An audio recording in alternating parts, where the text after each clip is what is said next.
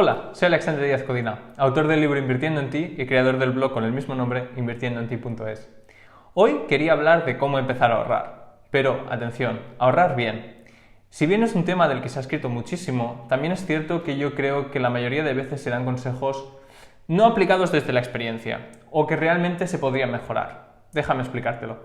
Si bien la mayoría de blogs puedes leer consejos como deja de tomar cafés del Starbucks o reduce tu gasto en detalles del día a día o pequeños lujos, es obvio que esto ayuda a tu capacidad de ahorro, no nos engañemos, reduces el gasto. Pero también es cierto que representa un esfuerzo que dado que tenemos una capacidad limitada de tomar decisiones y restringir nuestros deseos más inmediatos, hay que ser muy conscientes de dónde ponemos el esfuerzo y de qué nos restringimos.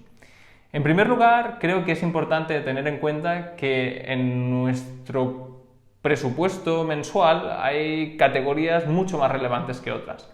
Por ejemplo, la vivienda.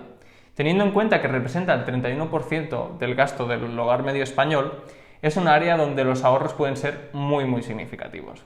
Ahora bien, pensarás, ¿la vivienda cómo puede ser? ¿Esto es una cuestión muy complicada de cambiar o es prácticamente imposible reducir el gasto? Si bien es cierto que supone un esfuerzo importante y no es la categoría más fácil, también es verdad que un cambio en esta categoría puede cambiar radicalmente tu capacidad de ahorro. Vayamos a ver los ejemplos más comunes.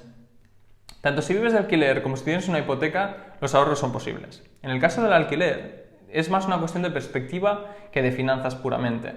Teniendo en cuenta que cada vez hay más teletrabajo y la opción de trabajar en remoto es cada vez más común, es muy interesante pensar en cómo podrías tanto mudarte de sitio como hacer un downsizing, es decir, si quieres quedarte en la zona en la que estás, piensa si realmente necesitas todo el espacio que tienes, todas las amenities que tienes, o si podrías, por otro lado, pasarte a un piso más pequeño o que quizás no tenga alguna cuestión extra que te permita ahorrar. En segundo lugar, sería el moverse de sitio. Obviamente, si no necesitas estar en medio de Barcelona o en medio de otra gran ciudad para trabajar, puede ser mucho más interesante mudarte a una zona con costes de vida mucho más bajos que te permitan así vivir igual de bien o mejor incluso, pero pagando mucho menos en alquiler. En caso que tengas hipoteca, no desesperes, también existe la opción de ahorrar ahí. Si bien mucha gente piensa que la hipoteca es un gasto inamovible y que una vez lo has firmado está grabado en piedra para toda la vida, la verdad es que no es así. Existen opciones legales para modificar las condiciones contractuales de tu hipoteca. Una de estas opciones es la subrogación de hipoteca, lo cual te permitiría modificar las condiciones contractuales con el banco que actualmente tiene tu hipoteca. Si estás interesado, abajo voy a dejar el link en un artículo donde lo explico en mucho más detalle. La segunda categoría de gasto es transporte. Esta representa cerca del 13% del gasto medio del hogar español. Ya sé que el coche es una cuestión casi tabú para algunas personas, pero lo cierto es que tener en cuenta el impacto económico de una decisión así es muy importante. Un coche, desde el momento en que se compra, empieza a perder valor. Desde que sale del concesionario ya ha perdido una gran parte de su valor. Por lo tanto, no es una inversión. Ahora bien, el coche en sí lo que además conlleva son gastos de mantenimiento, seguro, reparaciones, averías, etcétera, etcétera, lo cual es un gasto muy significativo y además muchas veces son costes significativos que no nos esperamos y que pueden generar molestias o problemas en nuestro flujo de caja. ¿Cuál es la alternativa? En primer lugar, y ya sé que desgraciadamente en España el transporte público no funciona todo lo bien que debería, transporte público siempre es una opción muy interesante a tener en cuenta en el sentido de que, uno, te permite aprovechar el tiempo mientras estás en el transporte, si tienes la suerte de poder sentarte o no estar como una anchoa, y dos, es mucho más barato que comprar un coche. Otras alternativas, si de verdad necesitas desplazarte con un vehículo, pueden ser compartir el coche con compañeros y compañeras del trabajo, utilizar plataformas como Drivi o SocialCar, o para desplazamientos de medio-larga duración, por ejemplo, BlaBlaCar. Son opciones totalmente válidas que pueden ser muy interesantes. Por último, me gustaría hablar de productos financieros, y aquí es una cuestión que muchas veces pasamos por alto y que no hay mucha tradición de tener una visión crítica en el conjunto de productos financieros que tenemos contratado, a nivel individual como a nivel de familia.